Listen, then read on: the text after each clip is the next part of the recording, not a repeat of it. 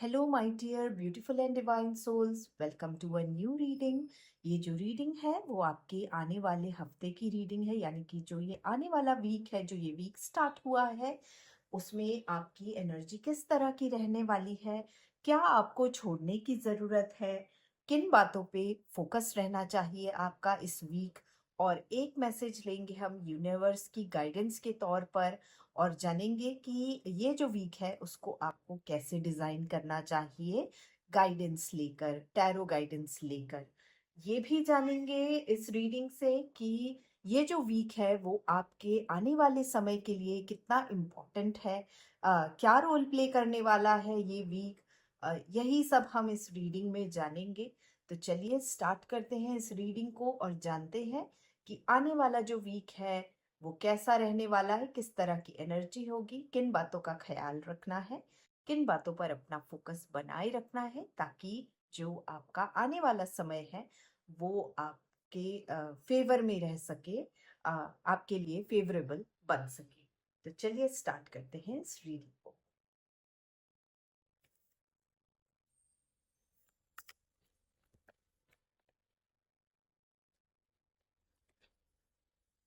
यहाँ पर 4 कार्ड का स्प्रेड होगा ये, और सारे सवालों के जवाब हम यहाँ पर देखेंगे।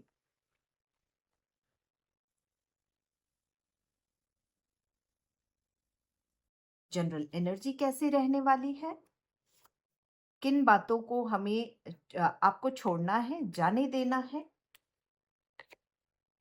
किन बातों पर फोकस रखना है इस वीक, ताकि आपका जो आने वाला समय है वो अ, अच्छा बन सके, और यूनिवर्स की तरफ से आपके लिए जो गाइडेंस है ये इस कार्ड के थ्रू हम जानेंगे। तो चलिए स्टार्ट करते हैं इस रीडिंग को। आइए सबसे पहले देखते हैं कि आपकी इस वीक की एनर्जी किस तरह की रहने वाली है। मेजर आर्काना का कार्ड आया है आपके लिए, आपकी एनर्जी के लिए। तो ये मेजर रोल प्ले करेगा आपकी आने वाले समय में।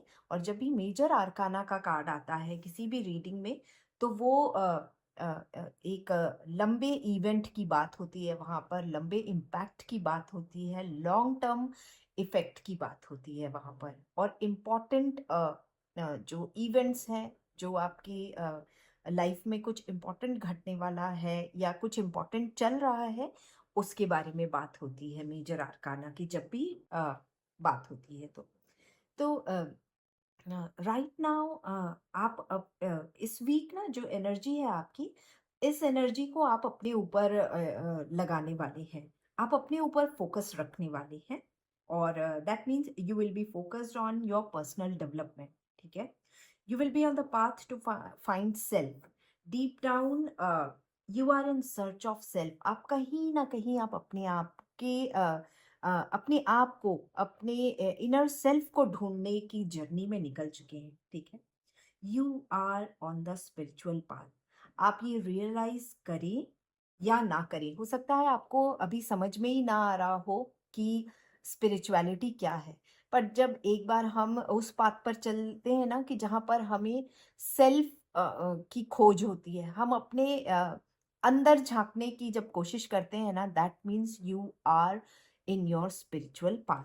भले आप उसको रियलाइज करें या ना करें, आपको हो सकता है बाद में रियलाइज हो कि ये आपकी स्पिरिचुअल जर्नी है। ठीक है, सो स्पिरिचुअली आप ग्रो कर रहे हैं। जब हम खुद को ढूंढने की कोशिश करते हैं ना, खुद को जानने की कोशिश करते हैं, दैट मीन्स हम स्पिरिचुअली ग्रो कर रहे हैं। ओके, और अ, कहने का मतलब है कि अभी हो सकता है आप ये चीज़ समझ ही ना पाएँ, क्योंकि कहीं न कहीं इस जर्नी की शुरुआत है आपकी, यानी कि आप बहुत एक इमैच्योर स्टेट में हैं अपनी जर्नी के, तो आपको हो सकता है समझ में ना आए। ठीक है? बेचैनी हो आपको, एक डिस्कम्फर्ट आप फ़ील कर रहे हो कि ये क्या हो रहा है, कन्फ्यूज़न में हो आप। कभी चीज़ें सही लगे आपको इस जर्नी में, कभी आपको चीज़ें सही नहीं लगेंगी। ठीक है, लेकिन आपकी स्पिरिचुअल जर्नी स्टार्ट हो चुकी है, ये बिल्कुल पक्का है। ठीक है, आप सेल्फ की खोज में, खुद की खोज में निकल चुके हैं और इसमें आप आगे बढ़ने वाले हैं, ठीक है? इस तरह की ओवरऑल जो जर्नी है आपकी, वो रहने वाली है, डीप जर्नी है ये। और इस जर्नी में आपको अप्स एंड डाउन्स भी देखने पड़ सकते हैं। Spirituality is not an easy journey, ठीक है? तो इस तरह की एनर्जी रहने वाली है आपकी। देखते हैं कि जो आपको क्या छोड़ना चाहिए, ठीक है? जब हम स्पिरिचुअल पाथ में होते हैं ना, तो हमें बहुत कुछ छोड़ना पड़ता है। बहुत ऐसी चीज़ें छोड़नी पड़ती हैं ऐसा लगता है जिसके बिना हम रह ही नहीं सकते हैं। हमारे जीवन से अगर ये चीज़ निकल जाएगी तो हमारा जीवन अधूरा हो जाएगा। हमारी बहुत फ़ेवरेट चीज़ छोड़नी पड़ती है, मनपसंद चीज़ हमें अपने से दूर करनी पड़ती है, आगे बढ़ने के लिए, ठीक है? तो आपके जीवन में अध्यात्म का आरंभ हो चुका है, तो आप डेफ़िनेटली चर्निंग भी आपकी शुरू होगी और जब ये चर्निंग होगी, थोड़ा दर्द भी होगा, तकलीफ़ भी होगी। ये वो प्रोसेस है जहाँ पर इम्प्योर को प्योर बनाया जाता है, जिसमें सफाई, घिसाई होती है, ठीक है? जब घिसाई होगी तभी सोना निखरेगा, राइट? ये जो प्रोसेस है अ, उसको होने दें, ठीक है? अ, अ, आपकी क्लेंजिंग होगी। जब आपकी क्लेंजिंग होगी तभी आपकी हीलिंग भी होगी और आपके अंदर जो छुपा हुआ हीरा है ना, your true self, which is full of wisdom, humanity, egoless persona, okay? You will come out as a true human with a golden heart. तो आपको चीज़ों को छोड़ना है, जो आपके रास्ते में अननेसेसरी चीज़ें हैं ना, जो हम अभी तक करते आए हैं, जब हमें नॉलेज की कमी होती है और हम चीज़ें बेफ़ालतू चीज़ें इकट्ठा करते रहते हैं। जैसे हम घर का सामान इकट्ठा करते हैं ना, वैसे ही हम अपने अंदर भी, दिमाग में दिल पे हम फालतू की चीज़ें इकट्ठा करते हैं। इन्हीं फालतू की चीज़ों को बाहर निकालने का ये टाइम है। इन्हें निकालना पड़ेगा आपको, क्योंकि ये जो प्रोसेस है ना, वो अब रुकने वाला नहीं है। ये प्रोसेस आपकी लाइफ में शुरू हो चुका है। क्लेंजिंग का प्रोसेस जो मैं बात कर रही हूँ, जिस प्रोसेस की, ये क्लेंजिंग के प्रोसेस में अननेसेसरी चीजें बाहर जाएंगी, तो उन्हें जाने दीजिए, ठीक है? पेशेंस रखिए, ओके? देखते हैं आपको किन बातों पर फोकस बनाए रखना है इस दौरान अपना, ठीक है? अ, ये जो वीक होगा ना, इसमें देखिए आपके लिए ना सारे मेजर आर्काना के कार्ड्स आए हैं। इसका मतलब ये जो इ इस वीक, इस दौरान आप जो अपने ऊपर काम करेंगे ना, वो लाइफ लॉन्ग, आपके लंबे समय तक आपकी लाइफ में उसका इम्पैक्ट रहेगा। तो आपको सोच समझ के चीज़ों को करना है, ठीक है? This week you have to focus on channeling your energy, ठीक है? एनर्जी को चैनल करना है। Aligning your energies with the universe, masters, spirit guides, high energies, ठीक है? अ, जो भी मैसेजेस आपको मिल रहे हैं, वो थ्रू ड्रीम्स हो सकते हैं, मेडिटेशन में आपको कुछ एहसास हो सकता है, ठीक है?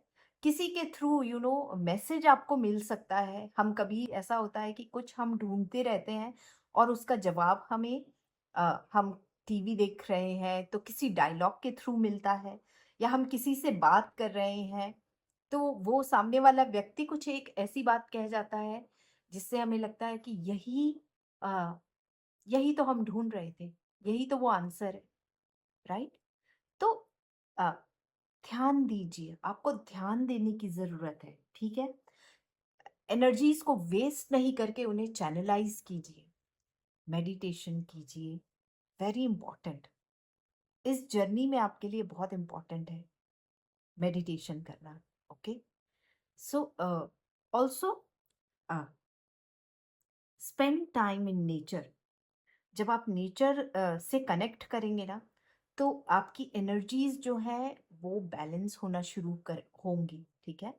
और आपकी एट द सेम टाइम आपकी ग्राउंडिंग भी होगी। जब हम नेचर में होते हैं ना, तो बहुत अच्छी हमारी ग्राउंडिंग होती है।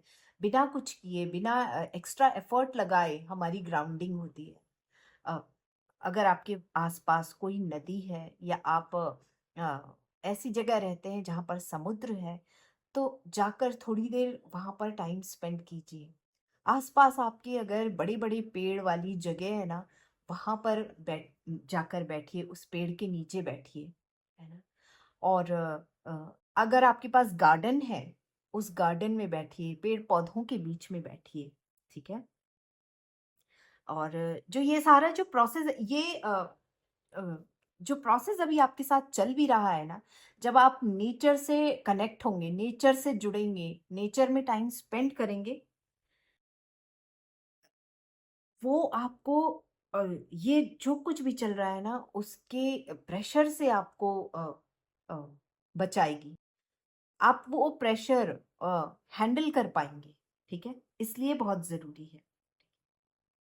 अ, तो spend time in nature to get grounding so that you are not overwhelmed by the downloads you receive from the universe. Okay, जो भी आपको messages मिल रहे हैं through spirit guides, through master, या आपका अपना हायर सेल्फ भी आपको मैसेज दे रहा होगा, तो जब आपकी शुरुआत होती है इस जर्नी में, तो ये जो मैसेजेस होते हैं उन्हें जब हम रिसीव करते हैं, वो भी कभी कभी हमारे ऊपर प्रेशर डाल देता है। ओके, और हम बहुत प्रेशराइज्ड फील करते हैं, बहुत बेचैनी महसूस होती है।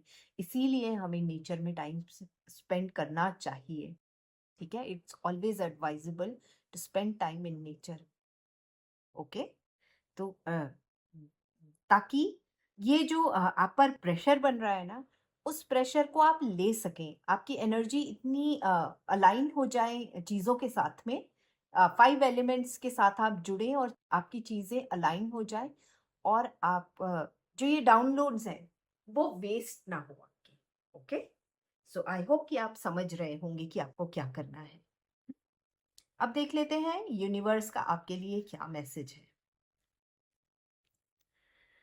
अ, देखिए, अ, जब हम कुछ भी नया करते हैं ना, किसी नई जर्नी में निकलते हैं, तो हमें अपने फोकस को बनाए रखना पड़ता है, ठीक है?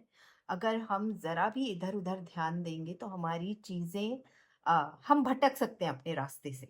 ओके? अगर मैं एक सीधे सादे शब्दों में कहूँ तो हम भटक सकते हैं। आपको उन चीज़ों से अपना फ़ोकस हटाना है जो आपके काम की नहीं है, ठीक है? यहाँ पर उन चीज़ों को हटाने की बात हो रही है जो आपको डिफ़ोकस कर सकते हैं आपके इस नए पाथ में। तो अगर आप बैगेज रखेंगे, अगर आप अननेसेसरी चीज़ें अपने साथ रखेंगे, तो रास्ता आपका कठिन होता चला जाएगा। आपका आगे बढ़ना मुश्किल होगा, आप जल्दी थकेंगे, ठीक है? तो ऐसे थॉट्स को दिमाग से हटाना है जो बेफालतू हैं और जगह ऑक्यूपाई कर रहे हैं। हम अपने कबर्ड को भी डिक्लटर करते हैं, राइट? जो कपड़े हमारे काम के नहीं होते हैं, जो चीज़ें हमारे काम की नहीं होते हैं, उन्हें हटाते हैं। क्यों हटाते हैं? ताकि नई चीज़ों के लिए जगह बन सके, साफ-सफाई हो सके, ठीक है? नई चीज़ें आ सकें वहाँ पर। यही आपको अपने दिल, दिमाग, इमोशंस के साथ में करना है, ठीक है? इन सबको जाने दें, ठीक है? और सेल्फ केयर करें, सेल्फ टॉक करें, मेडिटेशन करें, ग्राउंडिंग करें। इससे आपको क्लैरिटी ऑफ सिचुएशन मिलेगी और आगे बढ़ने में मदद होगी, ठीक है? इन शॉर्ट, आपको सारी अनइम्पोर्टेंट, अननेसेसरी, एब्सर्ड थॉट्स को, फालतू बातें, ना आपको सुनना है, ना करना है, ठीक है? ये आपकी एनर्जी को डिस्टर्ब करेंगी और आपको अपनी मोटिव से भटकाएँगी, ठीक है? तो यही मैसेज है हायर एनर्जीज़ का आपके लिए। तो मैं उम्मीद करती हूँ कि आपको आने वाले अपने समय के लिए एक बहुत अच्छी क्लैरिटी मिली होगी। कैसे अपने वीक को आप डिज़ाइन करें, और इस रीडिंग से एक समझ लेकर आप अपना जो आगे का रास्ता है, उसको अपने लिए अ, अच्छी तरह से बिना किसी हर्डल्स के आप तैयार कर सकें अपना रास्ता।